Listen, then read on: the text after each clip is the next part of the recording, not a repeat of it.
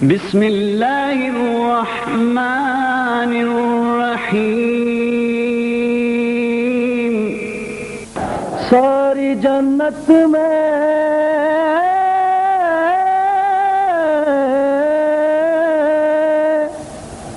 रसूल अज़ली लिखा है। सारी जन्नत में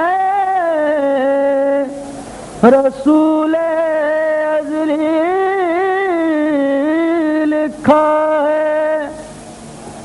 डाली डाली पे अली और वली लिखा है। सब पत्तों पे हसन और कली पर ज़हरा, सुर्ख फूलों पे हुसैन इब्ने अली लिखा है। सारी जन्नत में रसूल अज़ली लिखा है। डाली डाली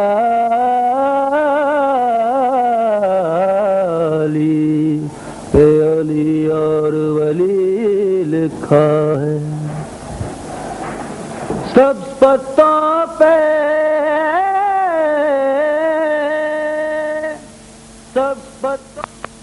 Rahim. In the name of Allah, the Merciful, the Compassionate. All praises to Allah, the Creator of the universes and their Sustainer, the Provider of believers and unbelievers. And may His choicest blessings be on the seal of His prophets, the last of His messengers and His holy progeny. And in particular, may His special blessings continue ever to flow on that fifth member of the household of the Holy Prophet, on Sayyid al-Shuhada, Aba Abdullah al-Hussein, salawatullahi wa salamu alayhi. Allahumma salli ala Muhammadin wa ala Muhammad. Last night we paused at the situation where the Imam alayhi salam had bade farewell to Ibn Abbas, to Abdullah bin Zubair, Abdullah bin Umar, and his brother Muhammad Hanafiya. In his last speech that he delivered in Mecca, the night before his departure, which we touched on last night, and I will not take you back on it, he said very clearly that he was moving to his destination, death was inevitable, and that he too was eager to meet his predecessors, just as Yaqub was eager to meet his son Yusuf. So you can imagine the eagerness, the keenness with which Imam Hussein alayhi salam was leaving Makkah. And he said anybody who wanted to join him should join him next morning. At dawn he would leave on the trip. And as he left, before or just as he reached his first station, Tan'im, there followed a garrison behind him. Garrison sent by the same person that we mentioned yesterday, Umru bin Sa'id bin al-As. It was sent by him to stop Imam Hussein alayhi salam from leaving Makkah. Now that gesture by itself establishes beyond question that they did not want Imam Hussein alayhi salam to leave Makkah, that the plan to murder him in Makkah had been accomplished, that the intelligence of Imam Hussein alayhi salam, that people in the garb of pilgrims had come into Makkah, was so accurate. Why else send a garrison to stop him from leaving? But it is fantastic to note that when Imam Hussein alayhi salam left Medina for Makkah, on the main highway, he was not followed at all, despite the demand for allegiance by Walid. Walid made no effort to follow him. This time he was followed, and when he was followed, he was overtaken and he was asked to stop and go back to Makkah. Instantly he refused to do so. He said, no, I'm not coming back to Makkah, I am proceeding on towards Kufa. And hence there was a scuffle. They went to blows against each other. the entourage of Imam Hussein alayhi salam, of course, under the command of Hazrat Abbas alayhi salam, immediately came forth. And each side, it is reported, used whips used for their horses to hit each other. Ultimately, they were overpowered, and Imam Hussein alayhi salam ordered the caravan to proceed. Ultimately, they halted at Tan'im. Tan'im is an easy name for me to mention, because those, alhamdulillah, who have just come back from pilgrimage and those who have been to pilgrimage, all of you know Tan'im, because it is a known miqat. After performance of Hajj, when we want to perform another Umrah, we go in, wear our ihram at Tan'im, Masjidul Tan'im, close to the city of Makkah. That is where the Imam alayhi salam stopped at that point in time to make his first manzil, his first station. But he used that opportunity well, because just as he reached there, he saw a huge caravan of camels moving, this time from Yemen. They were taking gifts from Yemen for the Caliph in Damascus. A new Caliph in Damascus appointed. Yemen was already sending gifts. And this is how, unfortunately, the Caliphs of the time behaved in the name of Islam. Imam Hussein alayhi salam stopped the caravan, and indeed, he could even have confiscated the gifts as the Imam of the time.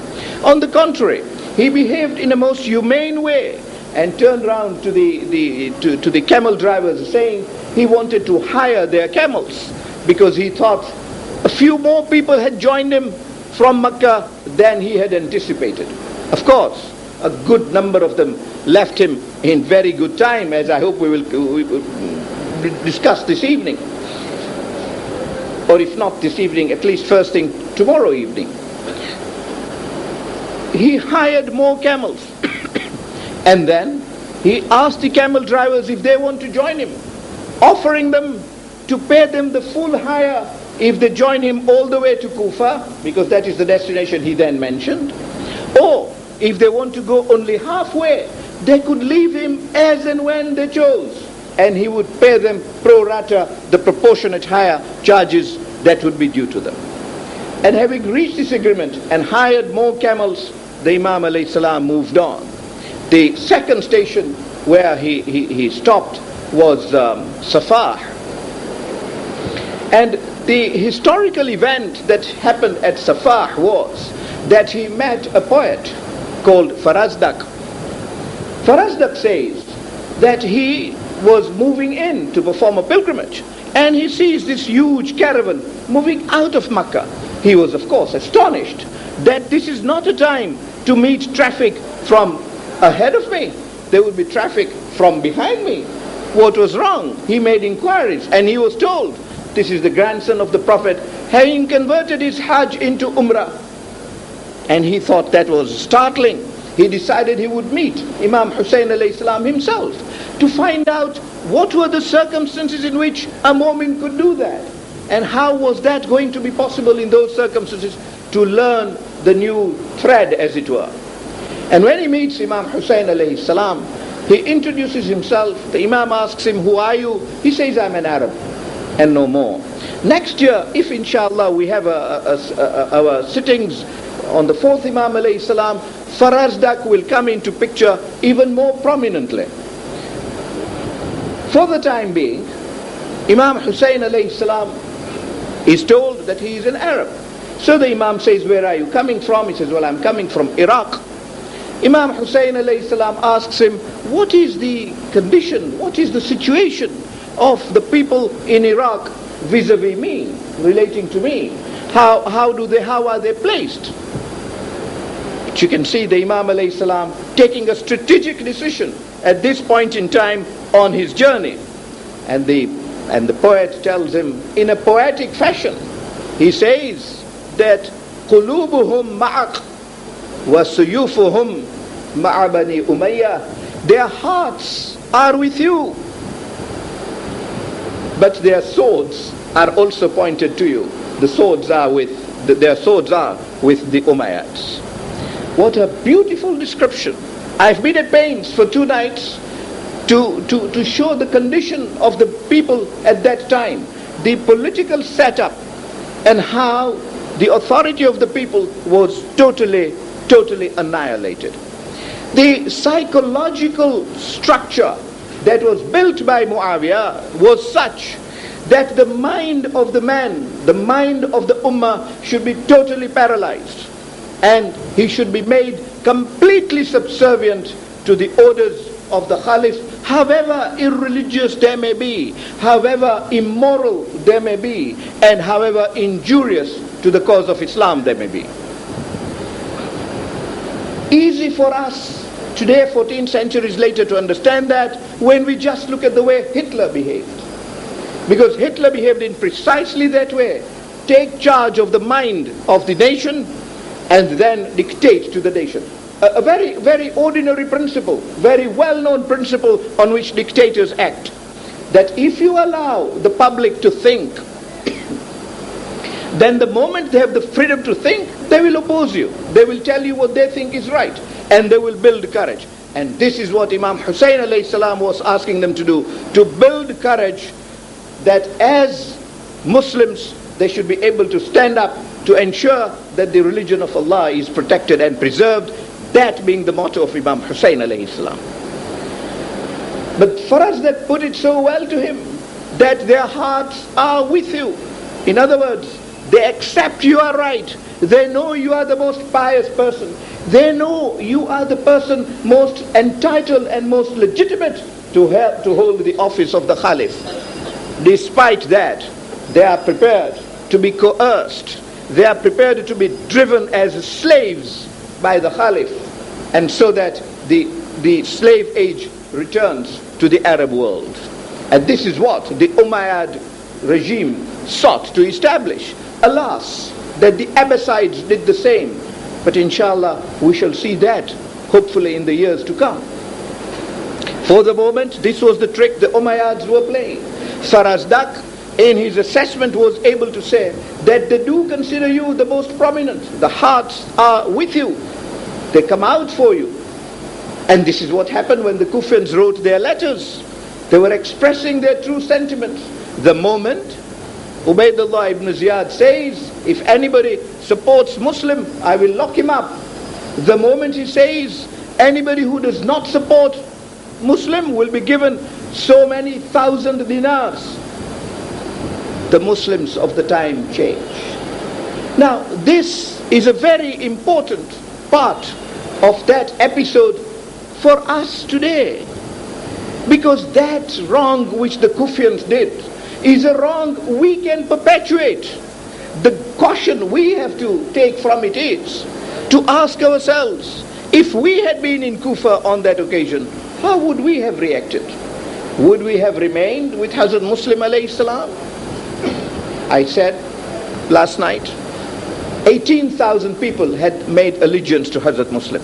When he besieged the government house in Kufa, and Hazrat Muslim alayhi salam, bold as he was and spiritual minded as he was, the moment he learned that Ubaydullah ibn Ziyad has issued an order that nobody should support him and that he would kill anybody who supports him, he marched to the government house. And it is said that at that time, when he asked the Muslims to come with him, the total number of Muslims in that cavalry that besieged the government house was 4,000 only. One asks, where did the 14,000 go? Even before the game started, they had already deserted Hazrat Muslim alayhi salam, 14,000 of them. But Hazrat Muslim alayhi salam besieged the government house and says to Ubaydullah, "O Ubaydullah, I have heard you have issued these orders against me. I want you first to tell me, what wrong have I done?" You can see exactly the speech of Imam Hussein alayhi salam that was to be delivered in Karbala on the 10th of Muharram, rehearsed by Hazrat Muslim to the people of Kufa. He says, is there one point in Sharia that I have disobeyed personally? Look at the level of the confidence of the man. Who amongst us here can ever claim to be able to say, is there any one point in Sharia that I have disobeyed? He did in public. and did so in confronting a die-hard enemy, and then turns around to say, have I, in replying questions on fiqh, have I, in leading my people on the questions of religion, have I given one wrong fatwa? Have I given one wrong answer to one question? أَحَلَّلُوا حَرَامُ اللَّهِ أَوْ أَحَرَّمُوا حَلَالُ اللَّهِ. Have I made one question which is haram, halal, or one halal matter, have I called it haram? And then says, O Ubaydullah, don't be a coward. If you are serious, if you mean to say that you will execute anybody who supports me, come out now. I will not enter the palace wrongfully. It is not given to me to trespass into the government house, but it is given to you to come out and ask me, why am I besieging your palace? But you can see the command that Hazrat Muslim alayhi salam exercised. It is said that by the time it became Maghrib, because he besieged it after Dhuhr prayers, by the time it became Maghrib, and he decided Salah first, because that is the teaching of Islam. That is the teaching of Islam. And by the time he then decided that he will move from the government house to the mosque and then return to carry on with the siege of the government house, he found that his horsemen there numbered 300. I will say no more, because the rest is a very well known part of a history that you know, that after prayers, when he turns back, there were 10 people at the door of the mosque. He was alone, solitary soul, to fend for himself. But in this process, catching back on the point I made on the 5th night of the consistency of behavior by the members of this household, and this is how Imam Hussein alayhi salam described Hazrat Muslim, as we saw last night, thiqati min ahli bayti. One sees that parallel between the way Imam Ali alayhi salam behaved in Siffin and Hazrat Muslim behaved in Kufa. For indeed, Hazrat Muslim was in Siffin too. One finds that Imam Ali alayhi salam at one stage in Siffin, frustrated by the killings of Muslims, marches on to the tent of Muawiyah, and Muawiyah gets scared to see that Imam Ali alayhi salam is charging to his camp, calls Amr bin As, and Muawiyah gets ready immediately to flee from Siffin, saying, now Ali is attacking me personally. And that was the cowardice of Muawiyah and of all his cronies anyway. Imam Ali alayhi salam, stopping at the entrance, says, Muawiyah, the battle at the end of the day is between you and me. I claim I am the legitimate Khalif of Allah subhanahu wa ta'ala, appointed by the Holy Prophet. May peace be upon him and his progeny. How does the Muslim of today dare ask our youths and tell our youths that you people are talking of Ali? Ali himself never claimed the Khilafah. How dare they ask that question? In Siffin, Imam Ali alayhi salam not only asked that question, he raised that question immediately after burying the Holy Prophet in the court of Abu Bakr. He raised this question when Umar was appointed. He raised this question when the council to nominate the successor of Umar, that is when Uthman was appointed. All along he raised this question. And he said in Shaqshaqiyah, which he delivered in the open court in Kufa, that he has always maintained his rights to the Khilafah, always asked for it.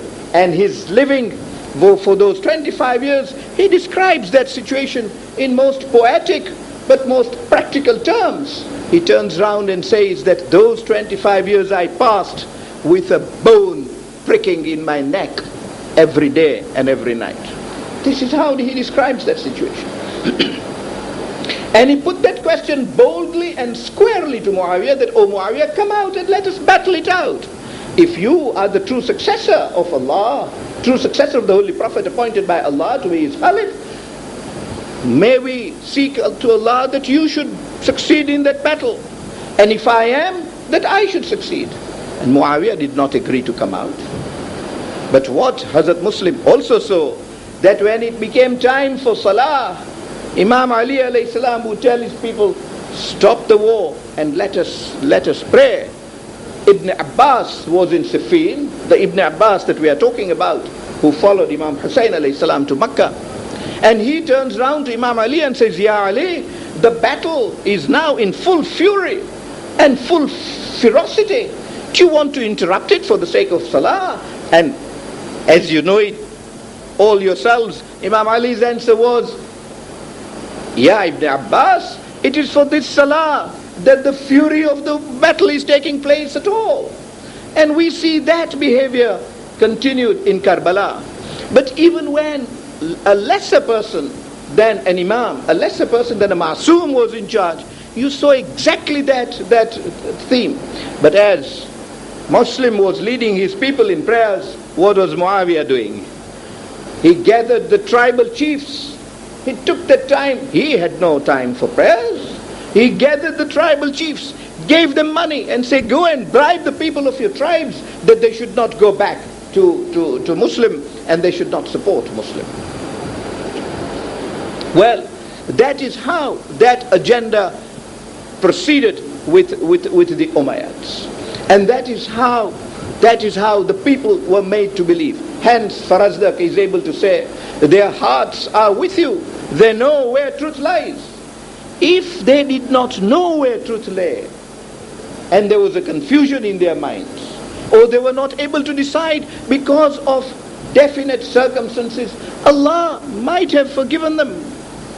But when they knew where truth lay, where haqq was, and yet decided to side with an oppressor, then what hope was there for the Kufians to receive the mercy of Allah or His pardon or forgiveness?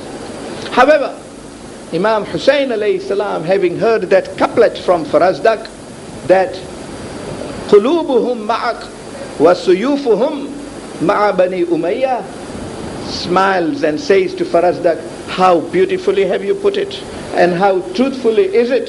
Farazdak says, but destiny will be decided by Allah, ya ibn Rasulillah. And Imam Hussein alayhi salam immediately cites an ayah of Quran saying, Kullu yawmin huwa fi shan. That famous ayah from Surah Rahman, that every day is under His command. Every day He operates and commands as He wills. And then Imam Hussein alayhi salam proceeds to utter memorable words for us. He says to Farazdak, and Farazdak reported it so beautifully, and it's been reported by all historians of all denominations. Ibn Asakir has reported, Ibn Athir has reported, of course Shaykh Mufid has reported, Shaykh Tusi has reported, Khwarizmi has reported, all of them have reported this part. Imam Hussein alayhi salam then, Farazdak says, may Allah give you what you have set out for.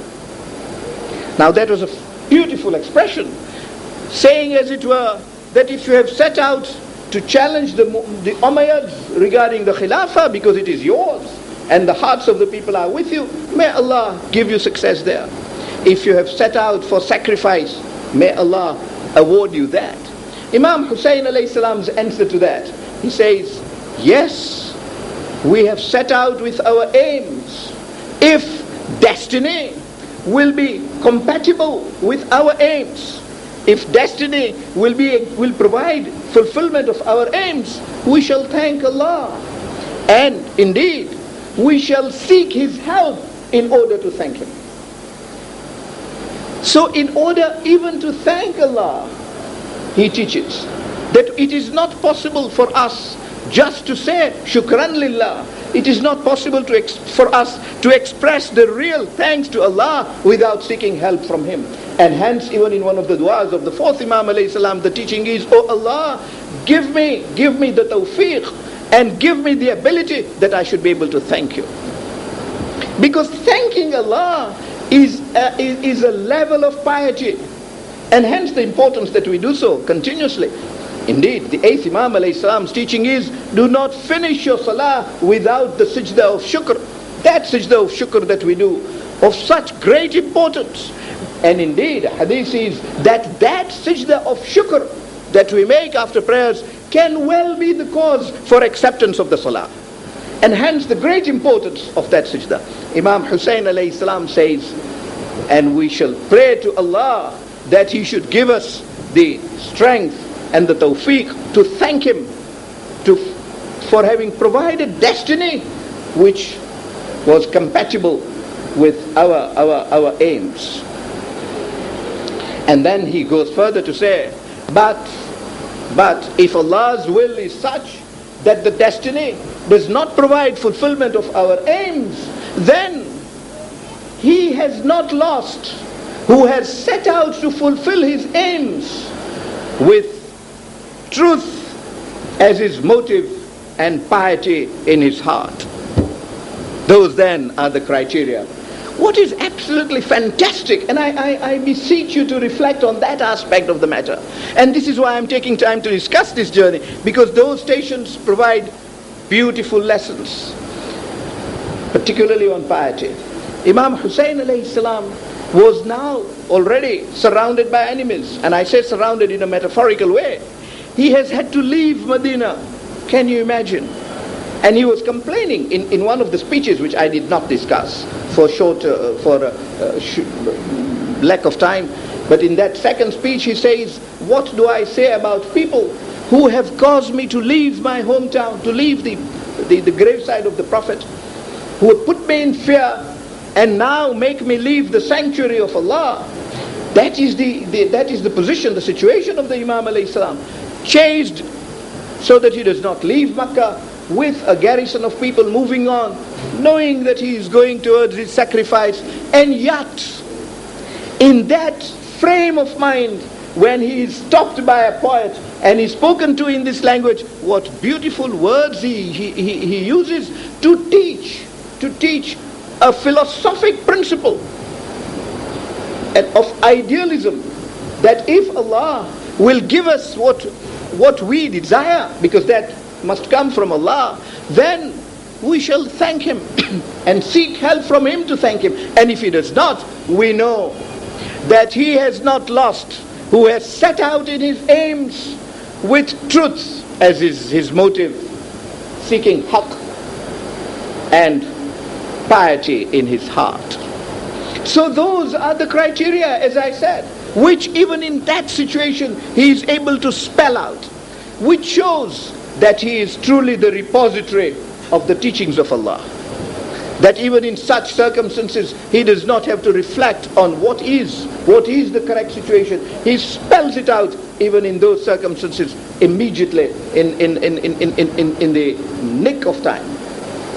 And having that part of the conversation having been over, Farazdak says, Yabna Rasulillah, how fortunate that I've met you here. There are questions on nadhr and manasik, on vows and procedure of Hajj. And Imam Hussein alayhi salam says, yes, Farazdak, ask me now, because you are already on the way to commencing your manasik. Farazdak says, I asked him all the questions that I was unsure about, and of course, he says, I obtained satisfactory answers to them all. And then, although a number of historians stopped there, saying that they then saluted each other and departed, but Khwarizmi goes further and says, Khwarizmi says, he asked the Imam another question on tafsir. He says, Yabna Rasulillah, that ayah in Surah Bani Israel, Yawma unasi kulla nasin bi imamihim, Yawma nad'u kulla unasin bi imamihim, a day on which we will call upon, raise, that is the day of judgment, all people with their imam. What is that? What does that ayah really mean? And Imam Hussein alayhi salam says, Farazdak, we are both on a journey, but suffice it to tell you, even in the course of a journey, that it means there will be two types of imams. How absolutely apt to the situation. There will be two types of imams. There will be that imam who will be rightly guided, the Mahdi.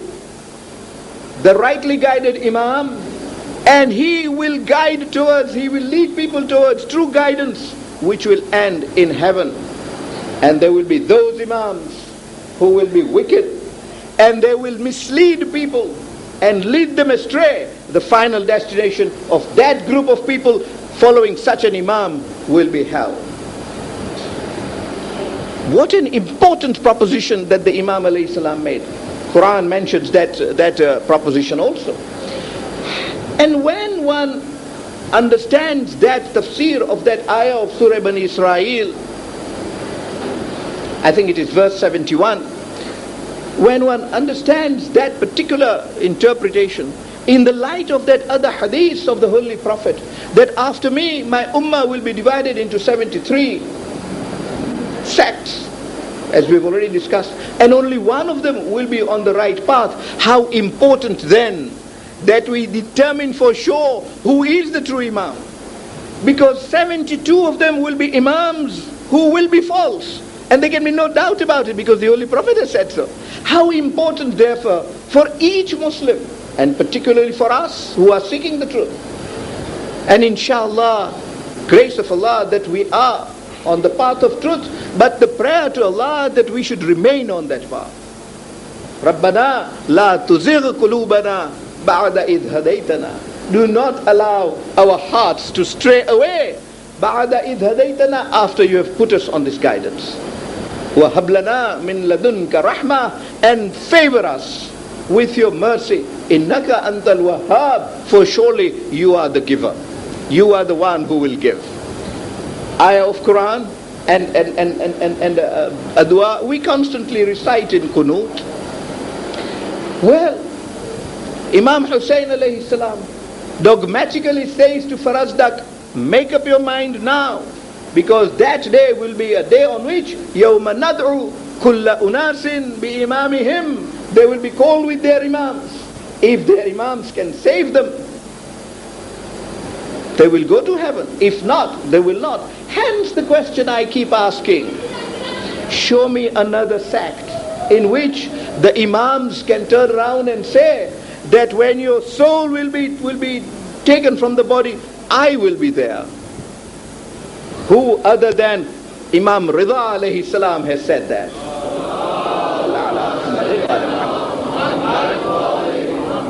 He said that. And Imam Ali alayhi salam said that when the first night will come, you will see me in the grave. What other Imam has said that? There were many companions. Some of them claimed to be the successors to the Prophet. Who dared say that? But Imam Ali alayhi salam said that sitting on the mimbar in Kufa, that you will find me there and you will see me, a helper there. How many ahadith of Imam Hussein alayhi salam in that aspect. And then the Imam Hussein alayhi salam's promise that when you will be in the qabr, Munkar and Nakir will not even question you. The Urdu Shair says of those people that they will be told, so nedo ise chain se, wo Ali ka gunam hai. This is what will be said. And this is how beautifully the Urdu poet has put it. Who else has dared say that is my question. Imam Rida alayhi salam says, you come for my ziyarah in Mashhad, I will wait for you at the bridge of Sirat. Look at that promise. And he says, I will wait for you, because then your feet might be trembling. I will then hold your hand and see that you cross the bridge right into heaven. I say, has Harun Rashid said that? Or has Ma'mun Rashid, la'natullahi alayhim ajma'een, have they dared say that? It is even that capacity to say that. True people can lie, but have they dared even lie on that? And what the Imam alayhimus salam have said has followed consistently. So has the first said, so has the second said, so has the third said. Next year, inshallah, we shall discuss what the fourth and fifth said. Each one of them said. And as for the 12th Imam, the Imam of our time, he says that when you die, I am there. When your Salatul Janazah is being recited, I am in those rows reciting Salatul Janazah for you. I follow your body as it is taken to the grave, and I help sending your body into the grave, and I pray for you before I leave you. That is what Imam al-Zamana Ajjalallahu Farajahu says. ala Muhammadin wa ala Muhammad. We gather in these nights, indeed. We gather in these nights to give condolences to him. For he and he alone is the true living heir of Imam Hussein alayhi salam. And to him are all the condolences due. Because as you know, when there is a bereavement in the family, we go to the heir and offer condolences to him. So are these sittings in the name of the 12th Imam alayhi salam to offer condolences to him. And such are his promises. And Imam Hussein alayhi salam lays it out so beautifully to Farazdak on his way to his martyrdom.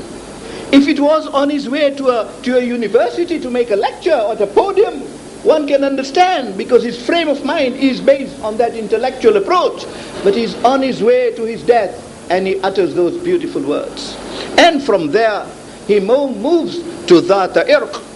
At Dhat Irq, that is the station at which by then he had already received a letter from his cousin Abdullah bin Ja'far.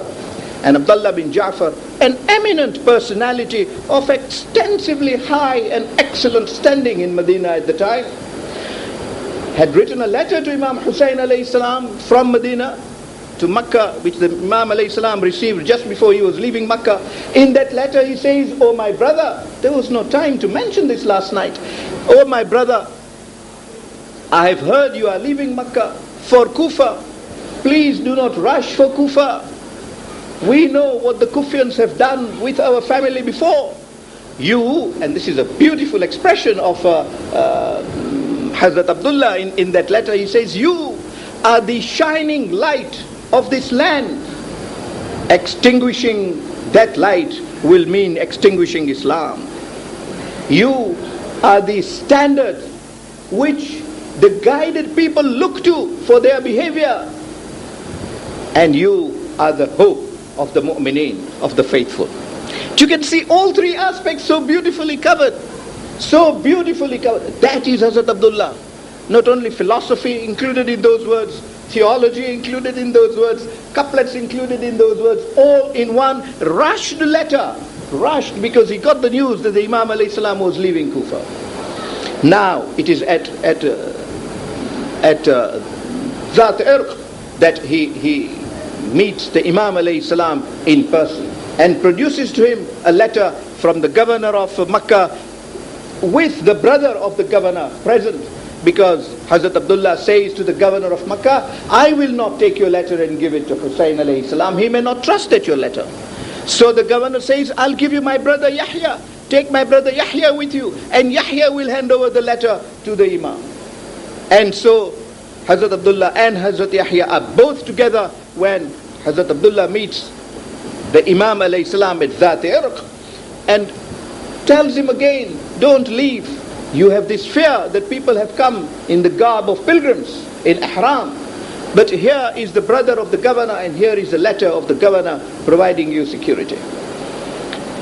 Of course, in the presence of this outsider, the governor's brother, the Imam alayhi salam did not wish to say more, and said to Abdullah bin Ja'far what he said to his brother Muhammad Hanafiya, that last night I saw my grandfather in my dream, and he has ordered me to proceed towards Kufa. Do you remember, he had already written a letter to Basra, and yet he did not go to Basra. He turned to Kufa. Well, Hazrat Abdullah becomes totally helpless and says, "May Allah protect you. Let me then come with you."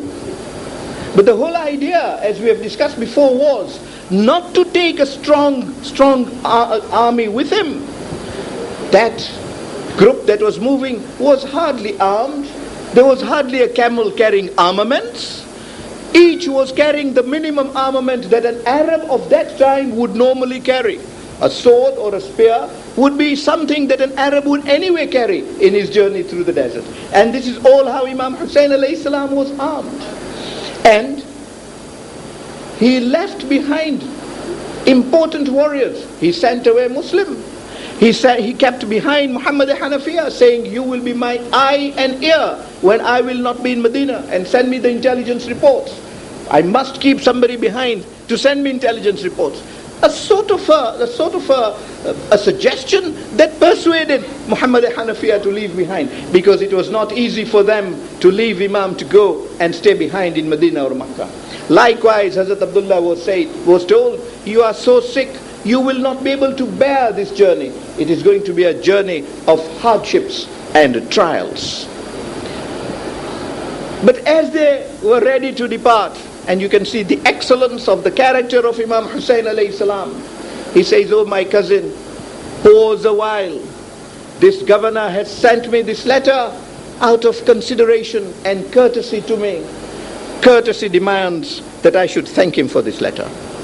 And he has given me the security in writing. I shall thank him in writing. He immediately writes a letter to the governor of Makkah, thanking him for the sila that he showed, the relationship that he expressed, the keenness of friendship that he expressed, and the security he gave. And then says, but the best security that I can have, khairul aman, amanullah, he says, the best security I can have is the security from Allah.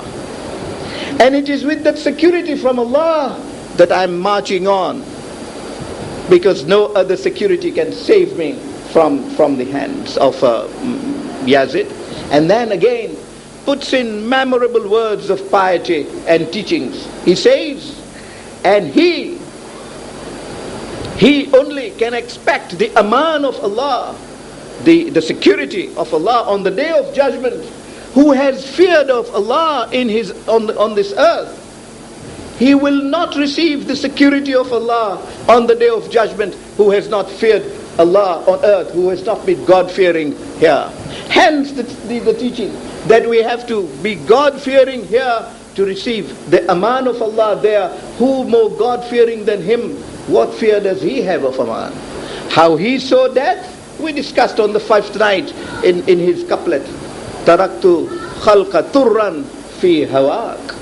Beautiful couplet that he then expressed. These are the words with which he thanked the governor, and taking the letter, they left. And they moved on. They moved on to Hajir. At Hajir, he makes a pause.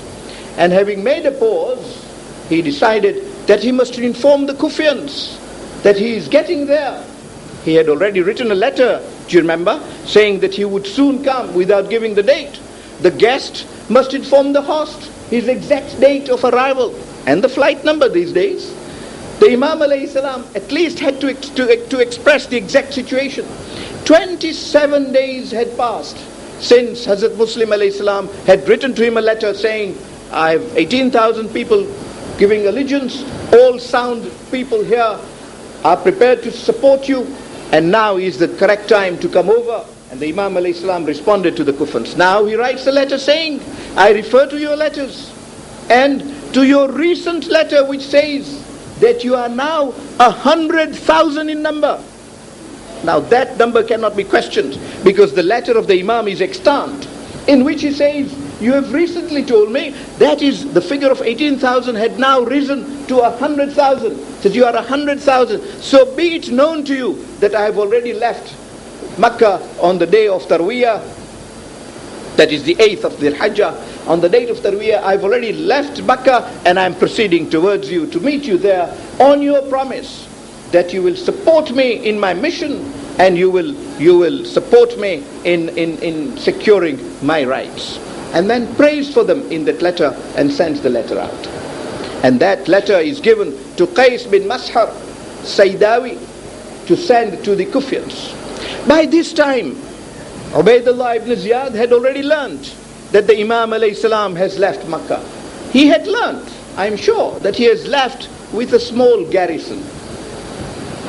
Ubaidullah ibn Ziyad had a huge army. Yet you can see, he is so scared of those handful of people who are now traveling towards Kufa.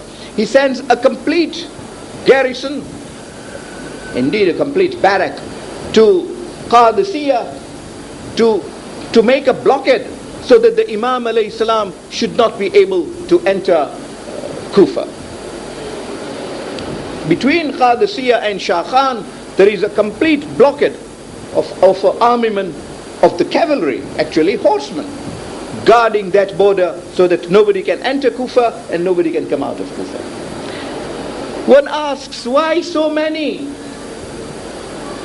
to defend against so few? But this is the question that determines who is on the right and who is on the wrong. However, the Imam alayhi salam moves on, sends this messenger. The messenger goes to Kufa and at Qadisiyah certainly sees that there is this barricade of armament. And indeed, the commander of the army himself, the name given is Hussein bin Numair. Hussein bin Numair immediately stops this person and seeks to arrest him. The first thing that Qais does is he produces the letter, and at the very nose of Hussein bin Numair, tears it into pieces, tears it into such pieces that nobody can even read what that letter is. You can see the importance to this man of guarding the word of Imam Hussein alayhi salam. And that makes a Shia. That makes a Shia not one only following rituals of a religion. That courage and that conviction to notice immediately that I am the Qasid, I am the messenger of the Imam, I've got to uphold and protect his message. The first thing he does is he tears it into pieces. Immediately Hussein bin Numair says, whose letter is this? And he says, I'm not obliged to tell you. I will not answer that question. Hussein bin Numair immediately stops Qais and sends him to Ubaidullah ibn Ziyad saying, I do not know what to do with him. Deal with him as you think fit. But here is a person who, in my view, is suspect and is liable to immediate apprehension. Ubaidullah ibn Ziyad says, what is that letter? And he says, it's torn. It's already ripped. Even if I tell you, what good will that be? You will say what I'm telling you is not the truth. So he says, who are you? Gives him his true name. Says, who sent you? He says, Hussein sent me. So he says, where did he see you? And he says, yes, it is at Hajar, at his station in Hajar. He has given me this letter and he has sent me to bring this letter to certain people in Kufa. So Ubaidullah ibn Ziyad says, name the people. And you can imagine, immediately those people would be arrested and executed only because they were named for being recipients of the letter from Imam Hussein alayhi salam, as dictators behave even today. And Qais, immediately realizing the importance to protect the Shias of Imam Hussein alayhi salam, says, no, Ubaidullah, I will not name them. So Ubaidullah said, he couldn't say he didn't know them because he was taking the letters to them. He says boldly, I will not name them. So Ubaidullah ibn Ziyad says, then Qais, I give you a choice. Either give me the names of these people or climb on this mimbar and curse Ali and curse Hussein. And Qais gives a beautiful answer. It is amazing to see how these Shias of the time are able to deal with these precarious propositions with such ease and with such fortitude and with such foresight. He immediately turns around to him and says, names, Ubaidullah, I have told you I will not give you. So that is out of the question. As for your second proposition, I am prepared to climb the mimbar. What a beautiful answer. He did not say, I will curse Ali. He did not say he'd curse anybody. He said, I am prepared to climb the mimbar. The meaning Ubaidullah took was that he was prepared to curse. He climbs the mimbar, adores Allah, recites the hamd of Allah as we always do, proceeds to send blessings on the Holy Prophet, then sends blessings and salawat on Imam Ali alayhi salam, and then sends salawat on Imam Hussein alayhi salam.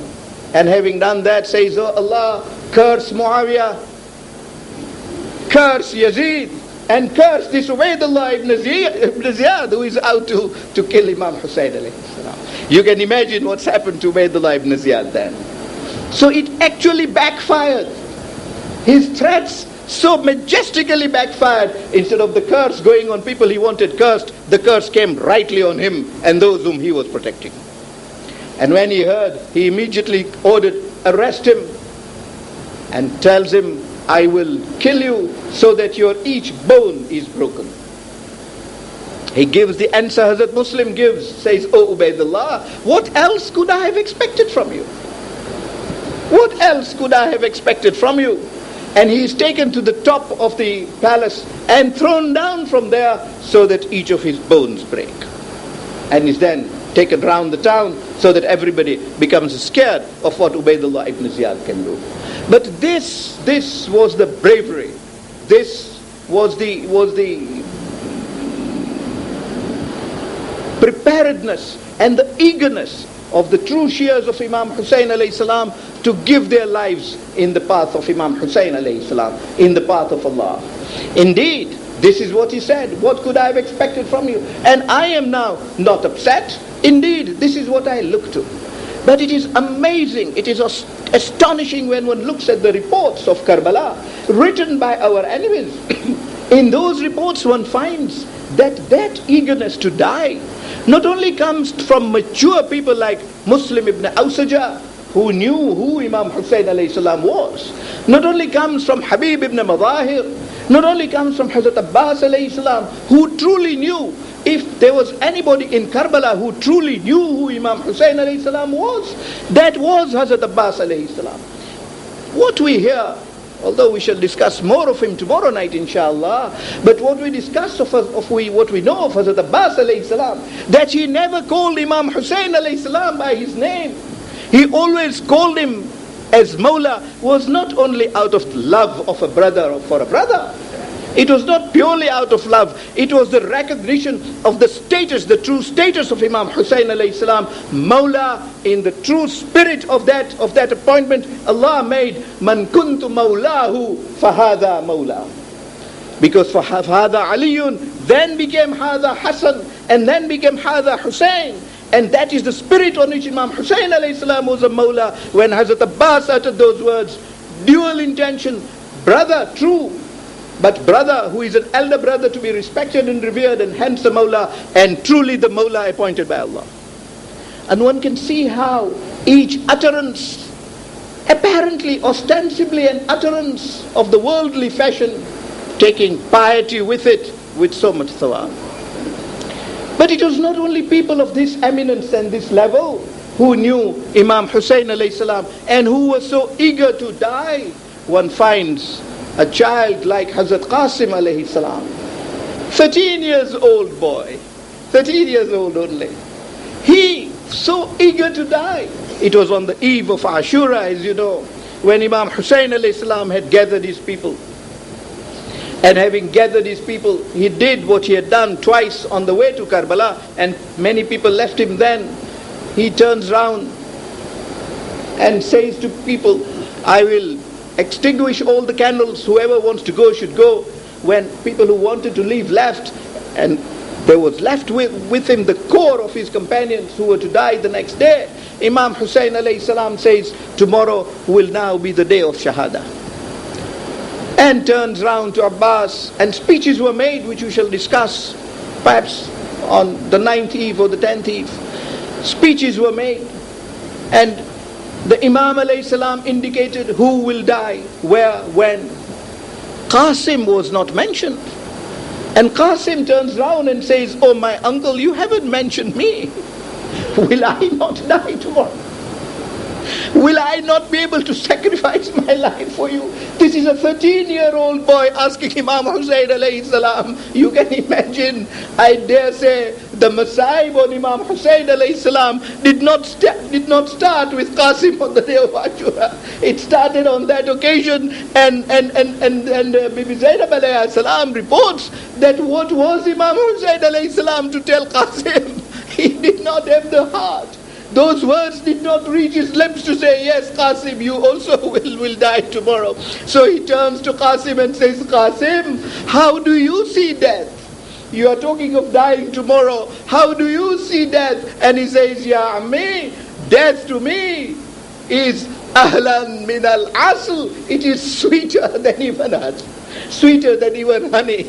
What matters to a 13-year boy is the sweet honey. He says, just as honey is sweet to me, dying in your cause tomorrow is even sweeter than that honey. And this is how he acted the next day. That's how he acted the next day. Immediately companions started fighting. It is reported that even whilst companions were still fighting for Imam Hussein alayhi salam, the turn of the Hashemites had not yet come. Qasim was there to Imam Hussein alayhi salam saying, uncle, give me leave so that I go and I too fight in your way and I get my shahada. Imam Hussein alayhi salam would say, Qasim, I do not have the heart to let you go. As I said yesterday, the greater pain to Imam Hussein alayhi salam was not so much that they died, but his separation from them. That he was in a state in which he had to let such young ones to go and die in his cause. Imam Hussein alayhi salam says no. So Hazrat Qasim alayhi salam reminds Imam Hussein and says, oh my uncle, my father has made a wasiyah that I should die in your cause. And Imam Hussein alayhi salam, Hazrat Qasim thought that was his best, his strongest argument to put forward. But Imam Hussein alayhi salam says, Qasim, it is in the remembrance of my brother that I can't let you go. When I see you, I remember my brother Hassan and the days of my brother Hassan, until a stage is arrived when Awna Muhammad have already given their lives. Farwa. Now the mother of Qasim brings Qasim to Imam Hussein alayhi salam and says, Ya Hussein, my husband Hassan has made a wasiyah to me, Ya Hussein. He has made a wasiyah that I should make sure that as he will not be here today, you should allow Qasim to go and sacrifice his life for you. Ya Hussein, if Hassan had been here, would you not have let him go? Imam Hussein wept and wept. Farwa goes further and says, Ya Hussein, if you would have let Hassan go to fight, Qasim is Hassan of today. What strong words this widow uses, and what gaze she presents to Imam Hussein. Says, Ya Hussein, Qasim is the Hassan here, and that is the last wasiyah Imam Hassan made as his livers were being torn. He says to me, Farwa, you will be in Karbala. Make sure that happens. Oh Hussein, on the day of judgment, won't Hassan have any share in the sacrifice? Imam Hussein says, Qasim, you can go. He decorates Qasim himself. He adorns him with the amama of Imam Hassan, with the abba of Imam Hassan, and says, Qasim, I am truly letting you go and seeing my brother going to die in the cause of Islam. Qasim goes and fights as Hassan fought. Yes, indeed, Arzaq Shami is sent by Umar ibn Saad to fight Qasim, that huge giant who fought 1,000 people at a go, is being sent to fight this 13-year-old lad. And Arzaq says, Ya Umar, it is insulting to me to send me to fight this boy. Umar says, Arzaq, I am not asking you to go and fight him in vain. This is the son of Hassan, the grandson of Ali.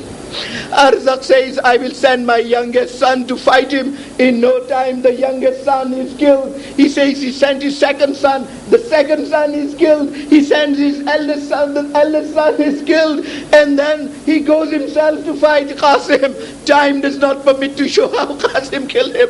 Qasim kills Arzaq as well. Now Qasim is overtaken by thirst, comes back to the haram and says, Father, give me little water that I can go and fight back.